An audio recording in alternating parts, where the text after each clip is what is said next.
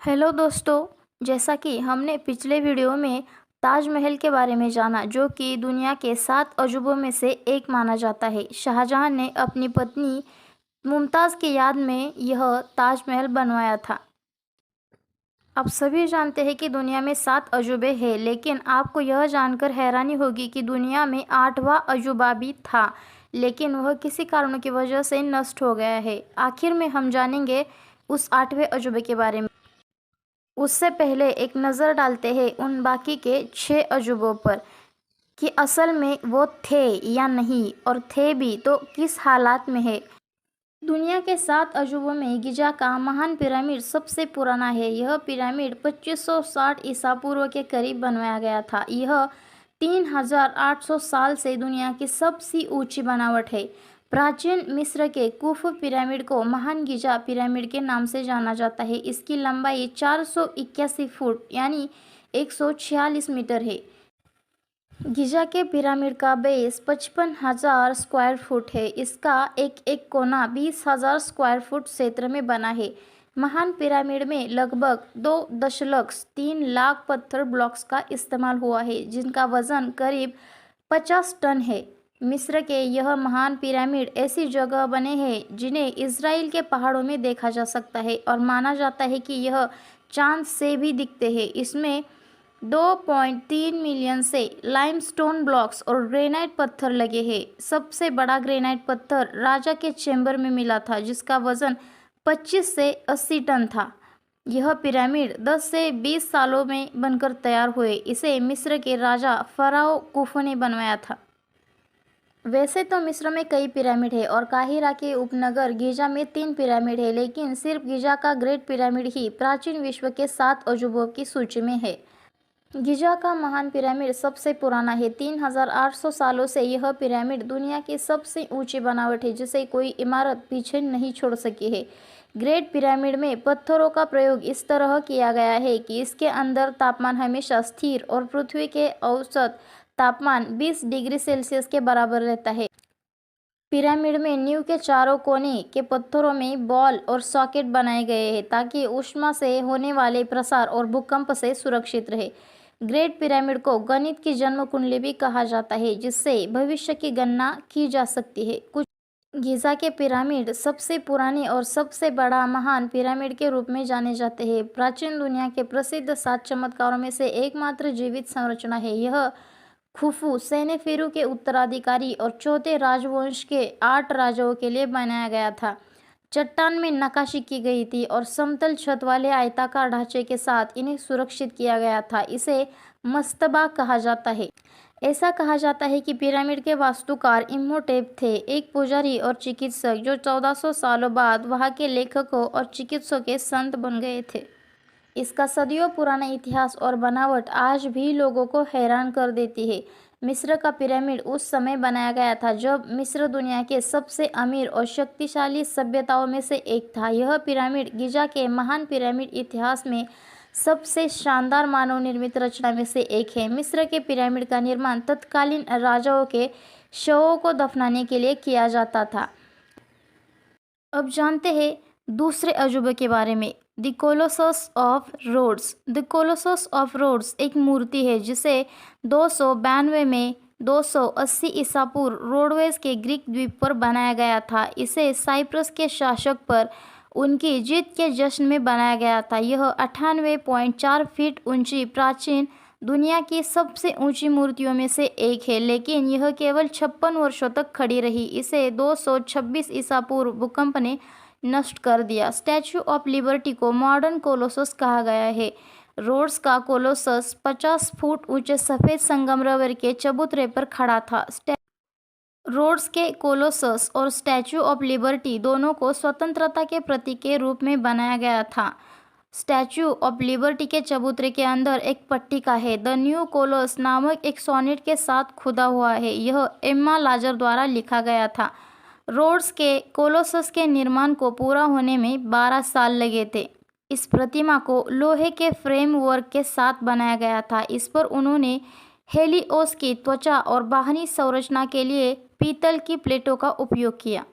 कुछ इतिहासकारों का मानना है कि हेलियोस बंदरगाहों के दोनों ओर एक पैर साथ बनाया गया था। अन्य लोगों ने इस सिद्धांत को छोड़ दिया है और मानते हैं कि वह ग्रीक पोज में खड़ा था। यदि प्रतिमा को हेलियोस के पैरों के साथ बनाया गया होता तो बंदरगाहों के निर्माण के 12 साल तक बंदरगाहों को बंद रखना पड़ता। गिरने पर वह बंदरगाहों को भी अवरुद्ध कर देता। लिंडोस के चार्ल्स कोलोसस ऑफ रोड्स के वास्तुकार थे। उनके शिक्षक लिसिपस थे जो एक मूर्तिकार थे जिन्होंने पहले जीउस की 60 फुट ऊंची प्रतिमा बनाई थी। 226 ईसा पूर्व में एक भूकंप में रोड्स के कोलोसस को नष्ट कर दिया। बताया जाता है कि सभी स्क्रैप धातु को ले जाने में लगभग 900 ऊंट लगे थे। तीसरा अजूबा बेबीलोन के झूलते बाग।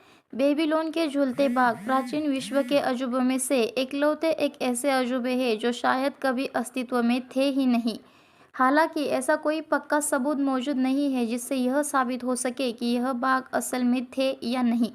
कहा जाता है कि यह झूलते बाग जमीन पर स्थित नहीं थे बल्कि किसी महल की पत्थर की छतों के ऊपर लगाए गए थे। यह राजा नबुकदनेस्सर ने अपनी बीवी रानी एमिटस के लिए बनवाया था। रानी एमिटस विवाह से पहले जहाँ रहती थी वहाँ पर झरने, ऊंचे पेड़ और फूलों से लदी झाड़ियाँ आम बात थी, लेकिन बेबीलोन में इन सभी का अभाव था। इसलिए राजा नबुकदनेस्सर ने उनके लिए झरनों, झीलों और वृक्षों से भरा यह बगीचा तैयार करवा दिया। नेस्सर ने लगभग 43 साल तक शासन किया था और माना जाता है कि यह बाग इसी अवधि में बने थे। और यह भी कहा जाता है कि ईसा से 2 सदियों पहले एक भयंकर भूकंप आ जाने के कारण यह बाग नष्ट हो गए थे।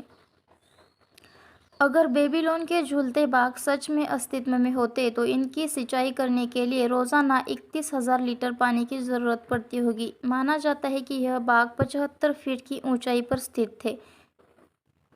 नई खोजों से यह पता चला है कि ऐसे बाग सचमुच में अस्तित्व में हो सकते थे क्योंकि उस समय ऐसे बाग बनाना कोई मुश्किल काम नहीं था। अब जानते हैं दुनिया का चौथा अजूबा अलेक्जेंड्रिया। अलेक्जेंड्रिया का लाइट हाउस दुनिया का पहला लाइट हाउस था। इसका निर्माण 290 ईसा पूर्व में हुआ था। इसके निर्माण में 20 सालों का समय लगा था। जब इसका निर्माण पूरा हुआ तब यह दुनिया की दूसरी सबसे ऊंची इमारत थी। पहली इमारत ग्रेट पिरामिड थी। यह मिस्र के अलेक्जेंड्रिया में अपने व्यस्त बंदरगाहों में व्यापार जहाज़ों को मार्गदर्शन करने में मदद करने के लिए फ्रांस द्वीप पर बनाया गया था। इस लाइट हाउस को बनाने में आज के पैसों के हिसाब से $3 मिलियन खर्च हुए थे। लाइट हाउस का निचला हिस्सा 100 वर्ग फीट और 240 फीट ऊंचा था। दूसरा स्तर 8 पक्ष थे और लगभग 115 फीट लंबा था। तीसरा स्तर 60 फुट ऊंचा सिलेंडर था जिसमें एक जगह खोलने की अनुमति दी थी जहां रात में नाविकों के लिए रास्ता जलाने के लिए। अलेक्जेंड्रिया का लाइट हाउस लगभग 450 फीट लंबा था। लाइट हाउस के अंदर सीढ़ियां थी जो लोगों को कक्ष में चढ़ने की अनुमति देती थी। यह लाइट हाउस 3 भूकंपों से क्षतिग्रस्त हो गया था। आखिर भूकंप ने इसे छोड़ दिया और खंडहर में गिरा दिया। इसमें नाविकों को रात में रोशनी देखने की अनुमति दी थी। आग से निकलने वाला धुआं दिन के दौरान महत्वपूर्ण था क्योंकि यह दिन के दौरान नाविकों को निर्देशित करता था। प्रकाश की किरण और धुआं दोनों को 100 मील दूर तक देखा जा सकता था। दुनिया का 5वां अजूबा माउसोलस का मकबरा। बहुत ही प्राचीन काल की बात है। केरिया नाम का प्रदेश का राजा माउसोलस था। इस प्रदेश की राजधानी हेलिकोन्सस नगर में थी। बादशाह माउसोलस की पत्नी का नाम आर्टिमिसिया था। राजा और रानी में अद्भुत प्रेम था और वे एक दूसरे को अपने प्राणों से भी अधिक चाहते थे। कहते हैं कि ईसा के जन्म से 363 पूर्व बादशाह माउसोलस की मृत्यु हो गई थी।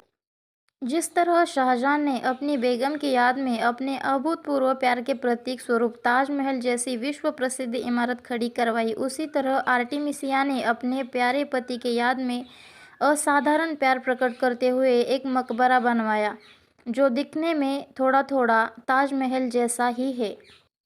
माउसोलस के जिस मकबरे के बारे में हम बात कर रहे हैं उसके चारों तरफ लंबा चौड़ा बरामदा बना हुआ था और बरामदे के ऊपर मुंडेर पर एक घुड़सवार की मूर्ति बनी हुई थी जो दिखने में बहुत बड़ी मालूम पड़ती है। उस मकबरे को कारीगरों ने तरह तरह की सुंदर मूर्तियों से खूब सजाया था।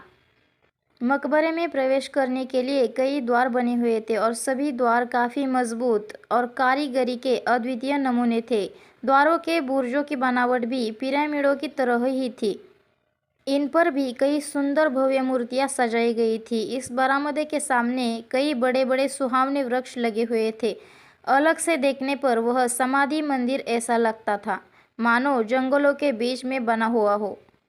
इसकी बनावट एक गोल ऊंचे गुंबद की तरह थी। ऊपरी हिस्से में संगमरमर की पत्थर की बनी 4 घोड़ों वाली एक गाड़ी बनाई गई थी। समाधि मंदिर का यह हिस्सा एक ऊंचे चबूतरे पर बनाया गया था। उस चबूतरे पर चढ़ने के लिए पत्थर की सुंदर सीढ़ियां बनाई गई थी। मंदिर का यह भाग सारा का सारा संगमरमर पत्थर का ही बनाया गया था। उसकी ऊंचाई लगभग 95 हाथ की थी। अब जानते हैं छठे अजूबे यानी ओलंपिया के जियोस की मूर्ति। ओलंपिया में जियस की मूर्ति प्राचीन विश्व के 7 आश्चर्यों में से एक है। इस मूर्ति का निर्माण यूनानी मूर्तिकार फिडियास ने ईसा से 432 साल पहले किया था। इस मूर्ति को यूनान के ओलंपिया में स्थित जियस के मंदिर में स्थापित किया था। इस मूर्ति में जियस को बैठे हुए अवस्था में दिखाया गया है। मूर्ति की ऊंचाई 12 मीटर थी। 7वां अजूबा आर्टेमिस मंदिर। आर्टेमिस के मंदिर को डायना के मंदिर के रूप में भी जाना जाता है। आर्टेमिस एक ओलंपियन भगवान थी जो जूस और लेटो की बेटी थी।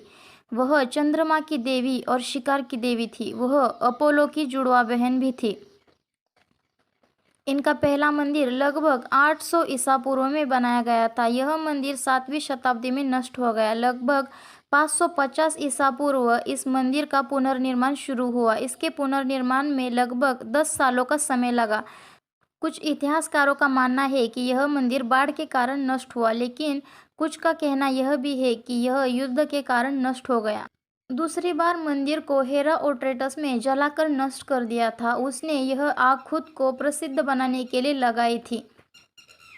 कई वर्षों बाद जब अलेक्जेंडर ने द ग्रेट सिकंदर ने उसे शहर का दौरा किया और इसे फिर से बनाने के लिए मदद करने की पेशकश की और कहा कि वह इस पर अपना नाम लिखेंगे, लेकिन शहरवासी उनका नाम नहीं रखना चाहते थे, इसीलिए उनका नाम मंदिर में कहीं भी नहीं लगाया गया था। सिकंदर महान की मृत्यु के बाद मंदिर का फिर से पुनर्निर्माण किया गया था। यह मंदिर संगमरमर से निर्मित इतिहास की पहली इमारत भी हो सकती थी, लेकिन इसे फिर से नष्ट कर दिया। मंदिर को अलग अलग समय पर पूजा घर के रूप में और बाजार के रूप में इस्तेमाल किया जाता था। पुनः तीसरी बार इस मंदिर का निर्माण किया गया तब इस मंदिर की ऊंचाई 60 फीट, चौड़ाई लगभग 225 फीट और यह लगभग 450 फीट लंबा था और इसमें 127 स्तंभ थे। तीसरा मंदिर लगभग 600 साल वर्षों तक चला। इस मंदिर को गोथों द्वारा नष्ट कर दिया। बाद में इस मंदिर का कभी पुनर्निर्माण नहीं कराया गया क्योंकि इसके पुनर्निर्माण की लागत बहुत ही अधिक थी। जिस जगह कभी यह शानदार और प्रभावशाली मंदिर था वहाँ अब केवल एक दलदल है।